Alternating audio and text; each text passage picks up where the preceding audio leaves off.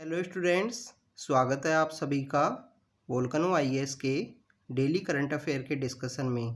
तो आज का जो करंट अफेयर का जो डिस्कशन है उसे हम स्टार्ट करते हैं स्टूडेंट्स। सबसे पहले हम बात करेंगे स्टूडेंट्स आज के दिन की। तो आज का जो दिन है हमारे कंट्री में नेशनल यूथ डे के रूप में, राष्ट्रीय युवा दिवस के रूप में इसको सेलिब्रेट किया जाता है। आज ही के दिन 12 जनवरी के दिन ही हमारे जो स्वामी विवेकानंद हैं, जिन्होंने बेसिकली वेदांत का जो फिलॉसफी है जिसको वर्ल्ड के हर एक कोने के अंदर पहुंचाया, तो उनका बर्थ एनिवर्सरी के रूप में सेलिब्रेट किया जाता है। स्वामी विवेकानंद बेसिकली वो पर्सनैलिटी हैं जिनके द्वारा 11 सितंबर 1893 को जो रिलीजियस पार्लियामेंट है, जो धर्म संसद है, जिसका आयोजन शिकागो के अंदर किया गया था, तो वहाँ पे जो इंडियन फिलोसफिकल जो थिंकिंग है उसको इन्होंने प्रेजेंट किया था वहाँ पे। उसके बारे में जो स्पीच है इनके द्वारा डिलीवर किया गया। स्टूडेंट, इन्होंने जब बेसिकली अपना जब स्पीच को स्टार्ट किया, जो उसका इंट्रोडक्शन था, उसके अंदर में इन्होंने जो इनिशियल जो वर्ड्स यूज किए थे, brothers and sisters of America के रूप में इन्होंने वहाँ पे एड्रेस किया था लोगों को। स्टूडेंट, जब हमारे स्वामी विवेकानंद जी जब बेसिकली शिकागो के लिए जा रहे थे, तो उसी समय में इनका जो रूट के ऊपर जो बोट थी, इनकी जो शिप थी, उसके ऊपर हमारे एक फेमस इंडस्ट्रियलिस्ट उस समय हुआ करते थे, जे.आर.डी. टाटा। जो जे.आर.डी. टाटा उस समय में इन्हीं के साथ में इनकी शिप के ऊपर में थे। इनके द्वारा वहाँ पे एक डिस्कशन होता है जे.आर.डी. टाटा और स्वामी विवेकानंद के बीच में।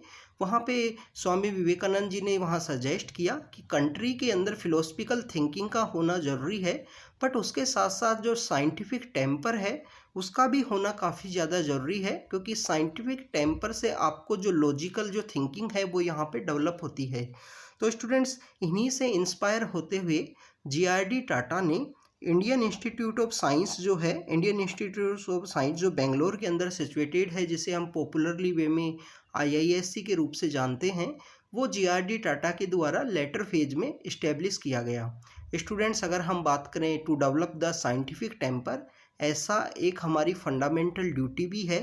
हम इस कंट्री के सिटीजन हैं, भारत देश के हम निवासी होने के नाते हमारी रिस्पॉन्सिबिलिटी है कि कुछ जो हमारी ड्यूटीज़ हैं उनका हम निर्वहन करें, कुछ ड्यूटीज़ हैं जिनको हम फॉलो करें।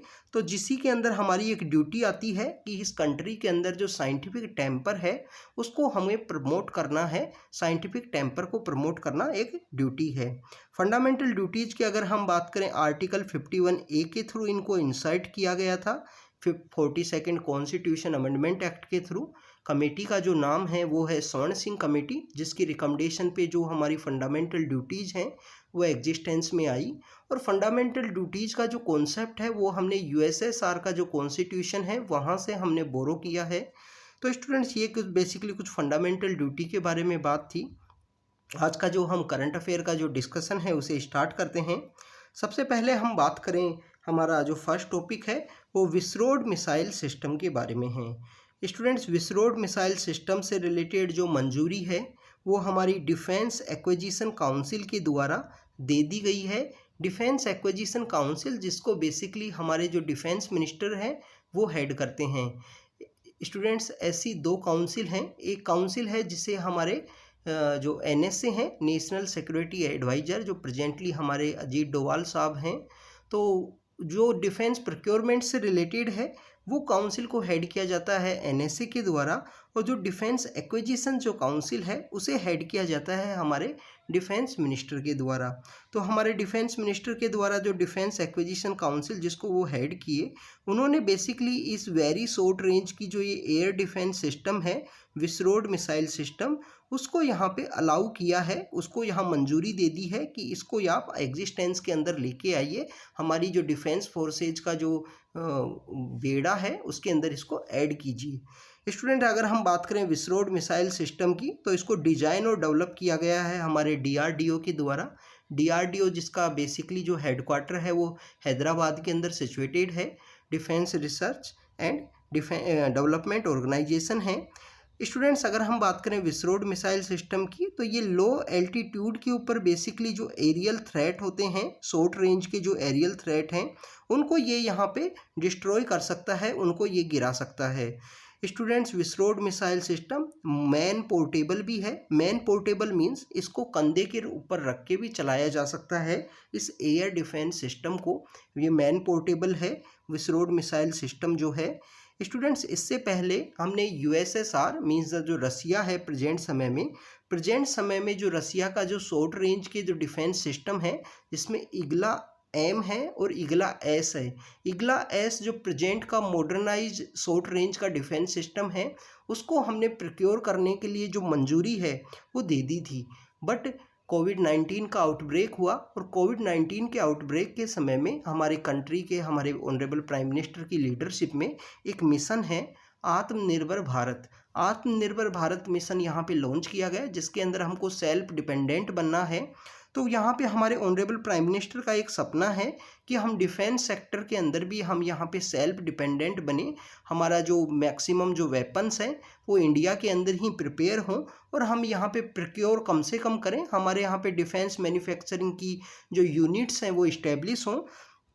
तो उसी वजह से जो ईगला एम है जो हमारा प्रेजेंटली हमारे पास एग्जिस्ट करता है, और ईगला एस है जो मॉडर्नाइज शॉर्ट रेंज का डिफेंस सिस्टम है रसिया का, उसको हमने प्रोक्योर नहीं किया। उसके बजाय विस्रोड जो मिसाइल सिस्टम है उसको यहाँ पे मंजूरी दी गई है डिफेंस एक्विजिशन काउंसिल के द्वारा। मैन पोर्टेबल के बारे में हमने देखा कि मैन पोर्टेबल है तो मींस इस एयर डिफेंस सिस्टम को किसी भी पर्सन के द्वारा जो शोल्डर है उसके ऊपर यूज किया जा सकता है। प्रेजेंट समय की अगर हम बात करें, जो हमारी लाइन ऑफ एक्चुअल कंट्रोल है LAC, उसके अराउंड जिस तरीके की जो इंसर्जेंट एक्टिविटी हैं, या अगर हम बात करेंगे चाइना के साथ जो हमारी थ्रेट की जो सिचुएशन है उसको यहाँ पे डील करने के लिए इस डिफेंस सिस्टम को यहाँ पे अलाउ किया गया है। मैक्सिमम रेंज की अगर हम बात करें तो 8 किलोमीटर इसकी मैक्सिमम रेंज है, और ये यहाँ पे टारगेट का जो एल्टीट्यूड है 4.5 एल्टीट्यूड पे ये यहाँ पे उसको इंगेज कर सकता है। फायर एंड फॉरगेट का जो कॉन्सेप्ट है उसके ऊपर ये वर्क करता है। हमारा जो विस्रोड मिसाइल सिस्टम है जो फायर एंड फॉरगेट के ऊपर में वर्क करता है। Missile incorporates many novel techniques भी हैं इसके अंदर में, इंक्लूडिंग ए मिनिएचर रिएक्शन कंट्रोल सिस्टम है, और काफ़ी सारी जो नई नई टेक्नोलॉजीज़ हैं वो इसके अंदर में बेसिकली पाई जाती हैं। आपसे डिफेंस सेक्टर से रिलेटेड जो क्वेश्चन है UPSC के सिविल सर्विस एग्जामिनेशन में काफ़ी ज़्यादा डिटेल के अंदर नहीं पूछा जाता है। मैक्सिममली आपसे रेंज पूछी जाएगी, किसके द्वारा डेवलप किया गया है, शॉर्ट रेंज है या लॉन्ग रेंज का मिसाइल सिस्टम है, ऐसा पूछा जा सकता है। या आपको पूछ लिया जाएगा कि विस्रोड जो टर्मिनोलॉजी है वो न्यूज़ के अंदर में थी, तो ये बेसिकली किस चीज़ से रिलेटेड है, ऐसा आपसे पूछ लिया जाएगा। तो ये हमारा विस्रोड जो मिसाइल सिस्टम है उसके बारे में था। स्टूडेंट्स, अगर हम बात करें नेक्स्ट टॉपिक की, नेक्स्ट टॉपिक है ब्लैक बक के बारे में। अभी हमारी इंडियन इंस्टीट्यूट ऑफ साइंस के द्वारा जो बेंगलोर के अंदर सिचुएटेड है उसके द्वारा एक स्टडी कंडक्ट की गई है ब्लैक बक से रिलेटेड। तो उसी वजह से ये जो टॉपिक है ब्लैक बक का, ये न्यूज़ के अंदर में था। ब्लैक बक की अगर हम बात करें स्टूडेंट्स, एंटीलोप है जो नेटिव है इंडिया और नेपाल के अंदर ये पाया जाता है। इसके अलावा अगर हम बात करें इनके जो बेसिकली यहाँ पे जो सींग होते हैं इनके अंदर भी डिफरेंस है। मेल्स के अंदर जो इनका जो कलर होगा वो डिफरेंट होगा, फीमेल्स के अंदर जो कलर है वो आपको डिफरेंट देखने को मिलता है। अगर हम बात करें ब्लैक बक की इंडिया में कहाँ पाया जाता है मैक्सिममली, तो राजस्थान है, गुजरात है, मध्य प्रदेश है, तमिलनाडु है, उड़ीसा है। ये ऐसे जो पेनिनसुलर रीजन है उसके अंदर भी पाया जाता है बेसिकली हमारा जो ब्लैक बक है वो। स्टूडेंट्स, इसी ब्लैक बक का यहाँ पे शिकार करने की वजह से जो एक्टर हैं सलमान खान, उनको कंटिन्यू उनके ऊपर एक जो केस है वो राजस्थान के अंदर चल रहा है। आपको पता होना चाहिए, राजस्थान के अंदर एक कम्युनिटी पाई जाती है Bishnoi community. Bishnoi community basically blackbuck को अपना एक सैक्रेड एनिमल के रूप में मानती है। बिश्नोई कम्युनिटी वही कम्युनिटी है जिस कम्युनिटी की जो वुमेन्स हैं जिनके द्वारा यहाँ पे पेड़ों को बचाने के लिए अपनी जो जान है वो उन्होंने कुर्बान कर दी थी। 17वीं सेंचुरी के आसपास के समय में अमृता देवी बिश्नोई हैं, उनके नाम से जो अवार्ड है वो भी दिया जाता है हमारे कंट्री में। मीन्स ये शो करता है कि उस कम्युनिटी का जो फॉरेस्ट के साथ में जो रिलेशन है, जो हमारी इको इन्वायरमेंट के साथ में जो उनका रिलेशन है वो इसको बेसिकली शो करता है। बिश्नोई कम्युनिटी की अगर हम बात करें students, Bishnoi community basically Rajasthan, Haryana और आपको पंजाब के कुछ एरियाज़ हैं वहाँ पे आपको देखने को मिलेगी। इस कम्युनिटी को बेसिकली इस्टेब्लिश किया गया था, गुरु जम्बेश्वर जी हैं, गुरु जम्बेश्वर जी के द्वारा इस्टेब्लिश किया गया है। गुरु जम्बेश्वर जी की मेमोरी में आपको एक यूनिवर्सिटी भी देखने को मिलती है, हरियाणा के हिसार के अंदर लोकेटेड है जम्बेश्वर यूनिवर्सिटी। तो गुरु जम्बेश्वर जी के द्वारा जो विश्नोई कम्युनिटी है वो इस्टेब्लिश की गई, और उसी कम्युनिटी के द्वारा कुछ ऐसे सिद्धांत दिए गए गुरु जम्बेश्वर जी के द्वारा कम्युनिटी को कि आपको नेचर को प्रोटेक्ट करना है, जो खेजड़ी का पेड़ है उसको काटना नहीं है, जानवरों को आपको बचा के रखना है। ऐसे कुछ 29 कुछ कॉन्सेप्ट थे। तो उसी की वजह से इनका जो नेम है वो गिरा है 20, जो 20 है, जो 20 है उसको 20 बोलते हैं, तो उसको प्रोनाउंस करते हुए 20 प्लस में 9 जो होते हैं, तो इसका जो नेम है वो विश्नोई यहाँ पे प्रचलन के अंदर आता गया लोगों के बीच में। बेसिकली स्टूडेंट्स, अगर हम बात करें ब्लैक बक का प्रेजेंट IUCN जो प्रोटेक्टेड स्टेटस है उसके बारे में, तो लीस्ट कंसर्न इसका IUCN स्टेटस यहाँ पे माना गया है। वाइल्ड लाइफ प्रोटेक्शन एक्ट हमारा जो 1972 का है उसके शेड्यूल 1 के अंदर इनको रखा गया है, और साइट्स का जो अपेंडिक्स 3 है उसके अंदर ब्लैक बक को रखा गया है। अभी ये प्रेजेंटली स्टडी की वजह से न्यूज़ के अंदर इस वजह से हैं कि ब्लैक बक्स को बेसिकली ह्यूमन बेस्ड जो यहाँ पे थ्रेट हैं, इसके अलावा जो इन्वायरमेंटल और क्लाइमेट चेंज के जो थ्रेट हैं वो कंटिन्यू इनको फेस करने पड़ रहे हैं। अगर हम बात करें ब्लैक बक और कौन कौन से ऐसे प्रोटेक्टेड एरिया हैं जहाँ पे ये पाया जाता है, तो गिर नेशनल पार्क जो गुजरात के अंदर लोकेटेड है, जहाँ पे बेसिकली आपको पता है कि जो एशियाटिक लायन है वो भी वहाँ पे पाया जाता है। और एशियाटिक लायन आपको पता होगा कि पिछले कुछ साल से जो एशियाटिक लायंस है उनकी डेथ हो रही थी, उसके बिहाइंड में रीज़न था वहाँ पे जो डिस्टेंबर वायरस जो पाया जाता था। कैमूर वाइल्ड लाइफ सेंचुरी है, कैमूर का जो एरिया आपने सुना होगा बिहार के अंदर लोकेटेड है। कान्हा नेशनल पार्क मध्य प्रदेश, वहाँ पे पाए जाते हैं। राजस्थान के अंदर जो रणथंबोर है, रणथंबोर नेशनल पार्क, ये सवाई माधोपुर डिस्ट्रिक्ट है ईस्टर्न राजस्थान का, वहाँ पे भी पाए जाते हैं। रेनेबुन्नोर ब्लैक बक सेंचुरी है कर्नाटक के अंदर में, वहाँ पे भी ब्लैक बक पाए जाते हैं। और वेलानाडु जो वाइल्ड लाइफ सेंचुरी है तमिलनाडु के अंदर में, वहाँ पे ये बेसिकली हमारे जो ब्लैक बक हैं वो पाए जाते हैं। अब स्टूडेंट्स, आपके लिए एक होमवर्क है, आप कमेंट सेक्शन के अंदर यहाँ पे बताना कि जो गुजरात है, गुजरात के अंदर कौन कौन से नेशनल पार्क हैं और उनके जो नेम है वो क्या क्या हैं। जैसे गिर नेशनल पार्क के बारे में हमने डिस्कस किया, ऐसे वेलावदार नेशनल पार्क और कौन कौन से नेशनल पार्क हैं उनके बारे में आप डिस्कस कमेंट सेक्शन के अंदर बताना कि कौन कौन से नेशनल पार्क हैं गुजरात के अंदर में। ऐसे ही हम धीरे धीरे डेली कोई ना कोई स्टेट के बारे में डिस्कस करेंगे। आप कमेंट सेक्शन के अंदर बताओगे तो आपका जो अवेयरनेस है वो जनरेट होएगा। और सेकंड, आपको देखने को मिलेगा कि आप ऐसे जो टाइप भी करते हो, समहाउ आप गूगल पे देख के ही टाइप करते हो, तो आपकी जो इन्फॉर्मेशन है वो इंक्रीज होती है, समहाउ आपकी इन्फॉर्मेशन यहाँ पे इंक्रीज होगी। आपको टाइप करोगे तो आपको हो सकता है कि याद रह जाए और उसी से कोई क्वेश्चन निकल आए यहाँ पे।